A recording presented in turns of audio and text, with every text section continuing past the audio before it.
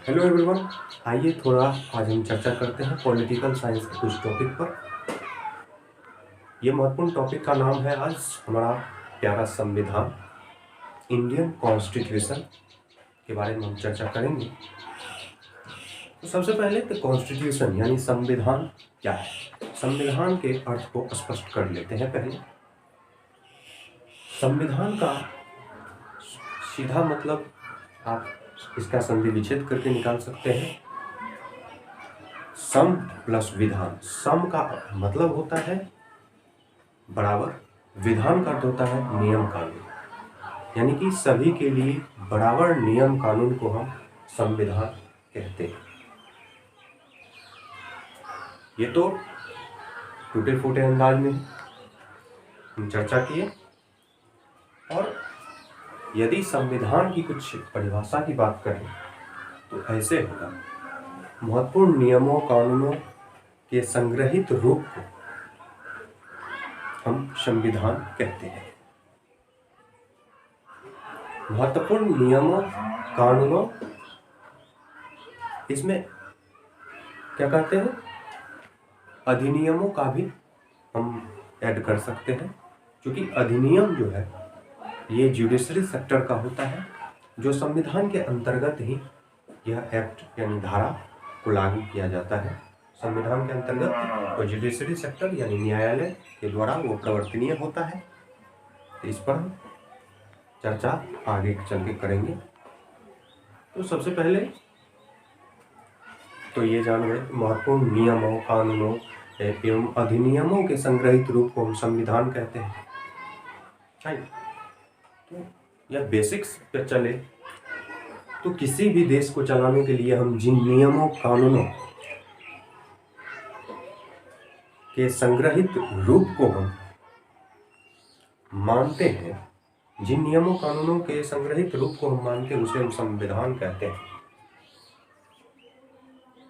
भारतीय संविधान की विशेषता यह है कि यह संघात्मक है, एकात्मक नहीं।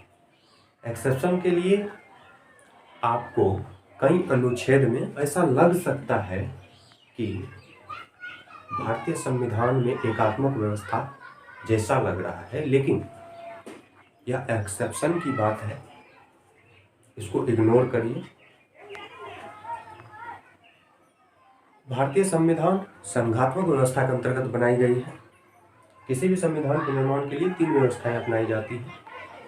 पहला परिसंघ, दूसरा संघ जिसको इंग्लिश में फेडरेशन कहते हैं, परिसंघ को इंग्लिश में कॉन्फेडरल कहते हैं, और एक और संघ है जिसका नाम इंग्लिश में यूनियन होता है। देखो, परिसंघ बहुत ही कमजोर होता है और संघ क्या होता है, परिसंघ से थोड़ा मजबूत होता है, यानी और ये यूनियन से कमजोर होता है। यूनियन ये संघ होता है।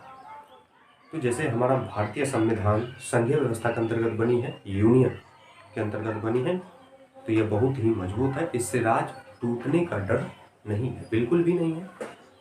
राज के नाम को संसद परिवर्तन कर सकता है, सीमा को परिवर्तन कर सकता है, उत्तर प्रदेश के जिला को बिहार से मिला सकता है, बिहार के जिला को उत्तर प्रदेश से मिला सकता है।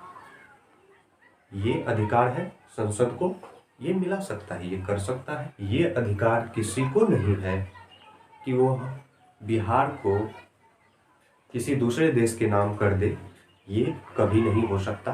क्यों? क्योंकि यह यूनियन व्यवस्था के अंतर्गत यानी संघीय व्यवस्था के अंतर्गत बनाई गई है। हमारे देश का निर्माण बहुत कठिन से हुआ है, जिसमें महत्वपूर्ण भूमिका निभाई पहले थे सरदार वल्लभ भाई पटेल, दूसरा था वीपी मेनन, तीसरा था माउंटबेटन। ये तीनों के योगदान से हमारा भारतीय संविधान को संघात्मक व्यवस्था के अंतर्गत निर्मित किया गया। इस निर्माण में महत्वपूर्ण भूमिका इन तीनों की रही। तो इस पर भी हम विस्तार से चर्चा करेंगे। तो अब हम जान लेते हैं संविधान हमने आपको पहले बताया, संविधान दो प्रकार के होते हैं, एक होता है लिखित संविधान, एक होता है अलिखित संविधान। लिखित संविधान के उदाहरण है जैसे संघीय व्यवस्था के अंतर्गत लिखित संविधान है भारत का है ही, है ना। लिखित संविधान भारत का है, अमेरिका का है। अमेरिका का फेडरेशन के अंतर्गत है, वो भी संघ है लेकिन फेडरेशन वाला, यानी कि यूनियन से कमजोर होता है फेडरेशन। फेडरेशन से ही यूएसएसआर टूटकर 15 देशों में बट गया। यूक्रेन वाला इलाका, ये जो था बेलारूस सबका इलाका, ये सब पहले एक ही थे। रसिया नहीं था, सब एक ही में मर्ज थे। उसको यूएसएसआर कहा जाता था, यानी कि सोवियत संघ के नाम से जाना जाता था पहले। लेकिन ये बाद में टूट गया। क्यों? क्योंकि यह फेडरेशन के अंतर्गत, फेडरेशन व्यवस्था के अंतर्गत जो है क्या हुआ था, इसीलिए फेडरेशन व्यवस्था के अंतर्गत सोवियत संघ था, जो बाद में 15 देशों में टूट गया। और आज देख रहे हो लड़ाई भी चल रही है, किसके बीच? रसिया और क्या कहते हैं यूक्रेन के बीच लड़ाई चल रही है, जिस कारण से व्हीट यानी कि हमारे देश में गेहूं के क्या पड़े हैं क्राइसिस, गेहूं क्राइसिस यानी कि व्हीट क्राइसिस आ चुकी है। क्योंकि देखो गेहूं के उत्पादन रसिया और यूक्रेन जैसे इलाके में बहुत होते थे। अभी युद्ध के कारण वो जो है बर्बाद हो चुके हैं, और यूक्रेन पूर्ण रूप से बर्बाद हो चुके हैं, क्योंकि वहाँ के बड़ी बड़ी बिल्डिंग, बड़े बड़े शहर पर जो है बम वर्षक विमान बम बरसा के चल चुके हैं, और बरसा ही रहे, अभी युद्ध चल ही रहा है। तो खैर छोड़िए। तो हमने बात कर ली जैसे फेडरेशन के अंतर्गत टूटा कौन देश? सोवियत संघ टूटा 15 देशों में। अब बात कर लेते यूनियन के अंतर्गत आज तक विश्व में, वर्ल्ड में कोई रिकॉर्ड नहीं है कि यूनियन के अंतर्गत जो संविधान बनाया गया था उसके राज टूटकर दूसरे देशों में मिले हो। आज तक ऐसा उदाहरण सिंपल नहीं है। अब हम थोड़ा चर्चा करेंगे कि संविधान दो प्रकार के होते हैं, वो कौन कौन होते हैं। इस पर लिख डालते हैं लिखित संविधान,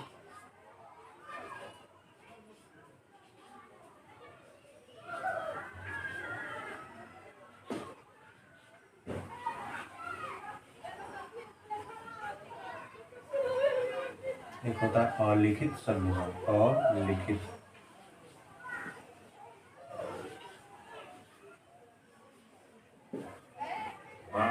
संविधान। देखो अलिखित संविधान के उदाहरण है जैसे इजराइल भारत के आज़ादी के ठीक 1 वर्ष बाद वहाँ पर जो है अलिखित संविधान प्रभावी हो गया था इजराइल में। और इसका जीता जागता उदाहरण है, अलिखित संविधान का जीता जागता उदाहरण है, एक तो हो गया इजराइल, दूसरा हो गया ब्रिटेन। अलिखित संविधान यह इजराइल देश का नाम है। यह जो है यहाँ पर अलिखित संविधान लागू है, क्योंकि यहाँ पर अलिखित संविधान और लिखित संविधान में मूल अंतर यह होता है कि लिखित संविधान में नियम कानून जो है वो व्यवस्थित रूप से होता है, सीमित होता है, व्यवस्थित रूप से होता है, निश्चित होता है, सीमित होता है लिखित संविधान में। जबकि अलिखित संविधान में नियम कानून अव्यवस्थित ढंग से होता है, अरे किसी भाग का लिखा होता है, किसी भाग का नहीं लिखा होता है, तो ऐसे होता है। और अनिश्चित होता है और सीमित होता है अलिखित संविधान में, यही मूल अंतर है। तो ये अलिखित संविधान इजराइल में है, अलिखित संविधान ब्रिटेन में। ये गधा देखो पूरा विश्व में ये राज कर चुका है, लेकिन आज तक खुद का संविधान नहीं है। खुद का है लेकिन टाइप और लिखित संविधान है। लिखित संविधान के अंतर्गत इंडिया है,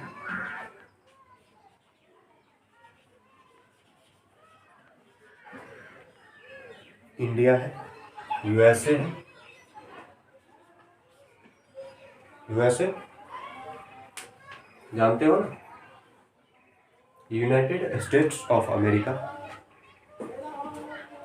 यह संविधान फेडरेशन व्यवस्था के अंतर्गत बनाई गई है, यूएसए का संविधान, जबकि ये इंडिया का संविधान संघीय व्यवस्था के अंतर्गत यानी यूनियन के अंतर्गत बनाई गई है। यह सबसे अधिक मजबूत होता है संघीय व्यवस्था के अंतर्गत बनी हुई संविधान, और ये थोड़ा कमजोर होता है। हम चर्चा करेंगे कि संविधान बनाने के लिए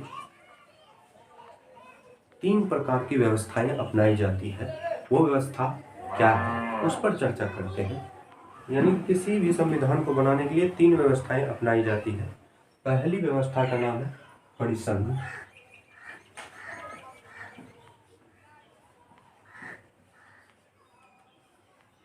इंग्लिश में कॉन्फेडरल। दूसरा है संघ, फेडरेशन जिसको बोलते हैं इंग्लिश में। तीसरा है फिर संघ, इसको हम इंग्लिश में यूनियन बोलते हैं। परिसंघ, तो परिसंघ, जैसे ही परिसंघ की बात आती है तो परिसंघ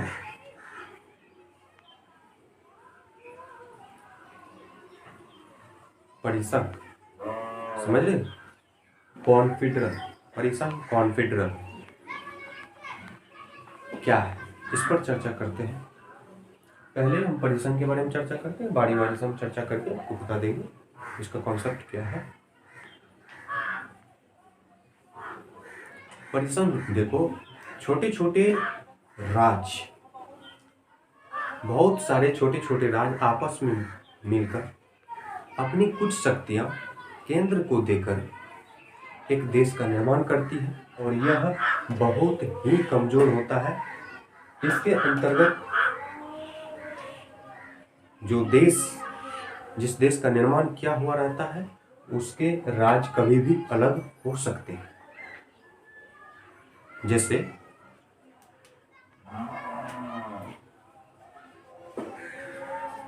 जैसे शाहजहां का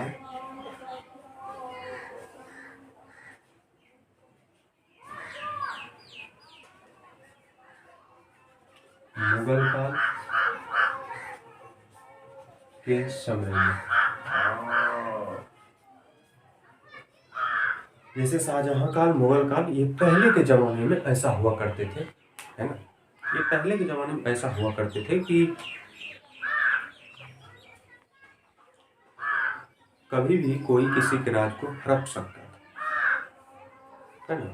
तो व्यवस्थाएं उतनी मजबूत नहीं हुआ करती थी उस समय। संघ यानी फेडरेशन के बारे में, तो इसके बारे में तो जान लिया। जैसे शाहजहां काल, मुगल काल के समय में, औरंगजेब काल के समय में, अशोक के समय में ऐसा हुआ करते, कभी भी राज अपने हाथों से जाने का डर हुआ करता था, क्योंकि व्यवस्थाएं उतनी मजबूत नहीं थी, उतना प्रभावशाली नहीं था। तो उसके बाद ये फेडरेशन की बात करते हैं। तो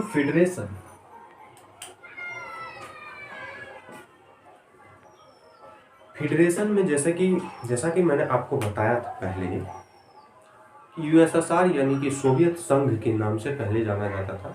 रसिया, यूक्रेन, बेलारूस, ये टोटल 15 देश आपस में जुड़ करके पहले यूएसएसआर कहलाते थे। यूएसएसआर, है ना, कहलाते थे, और उसको हिंदी में हम सोवियत संघ के नाम से जानते।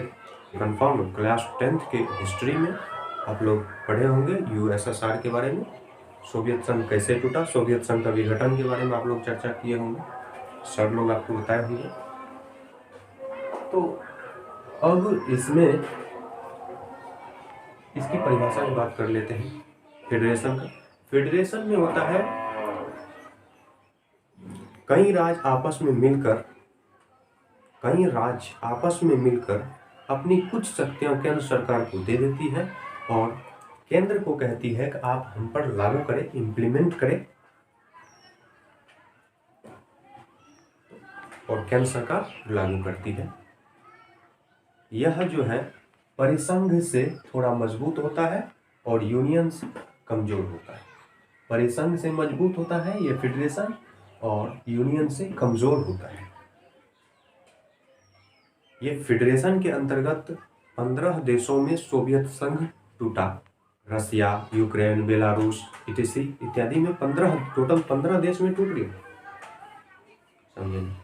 15 देशों में टूटा।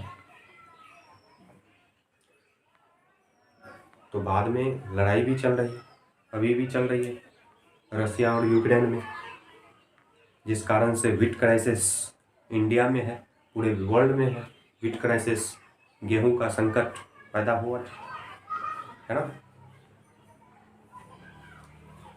तो जैसे सोवियत संघ 15 देश में टूटा। यूनियन क्या है?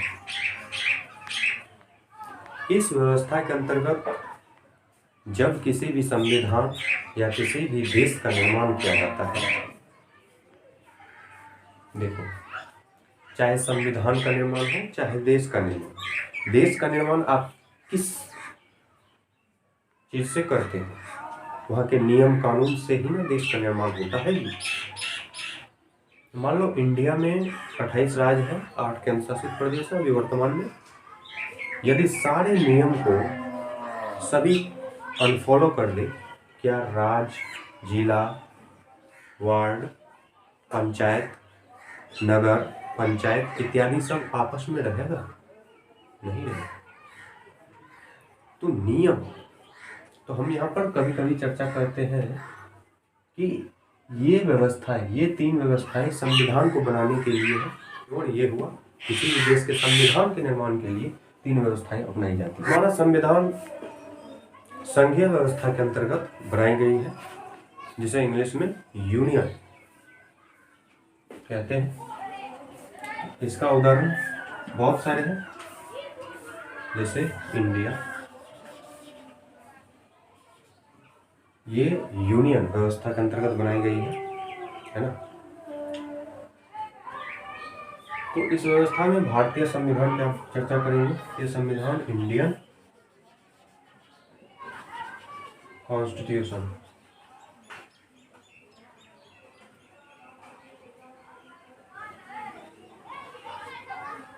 इंडियन कॉन्स्टिट्यूशन भारतीय संविधान 26 नवंबर 1949 ईस्वी को कंप्लीटली बन गया था। 26 नवंबर 1949 ईस्वी को कंप्लीटली बन गया था। और क्या कहते हैं, 24 जनवरी, भारतीय संविधान की अंतिम बैठक 24 जनवरी 1950 ईस्वी को हुई थी और यह 26 जनवरी 1950 ईस्वी से प्रभावी हो गया था इंडिया में इसके डेट की। तो भारतीय संविधान की विशेषता यह है कि यह क्या है, संघात्मक व्यवस्था के अंतर्गत बनाई गई है, जो कि सबसे मजबूत है। मजबूत व्यवस्था के अंतर्गत बनाई गई, इसीलिए अब कोई डर नहीं है कि इंडिया से कोई राज्य जा सकता है, कभी नहीं जा सकता। बहुत हो तो संसद यदि चाहे तो किसी भी राज्य को किसी राज्य से मिला सकता है, या किसी राज्य को किसी राज्य से मिला सकता है, या किसी राज्य के जिला को दूसरे राज्य को दे सकता है, या उससे ले सकता है। ये संसद को अधिकार है। नाम चेंज कर सकता है, या कहाँ पर कौन अधिकार है, आगे हम आर्टिकल में चर्चा करेंगे। तो आइए आज हम इस सेमिनार में आगे बढ़ते हैं। तो अगला अब पॉइंट होगा कि भारतीय संविधान में कितने अनुच्छेद हैं, कितने भाग हैं, कितने अनुच्छेद हैं और कितनी अनुसूचियां हैं। भाग इसमें 22 भाग है। अनुच्छेद यानी आर्टिकल की बात करें तो इसमें टोटल आर्टिकल 395 है। टोटल 395 अनुच्छेद है।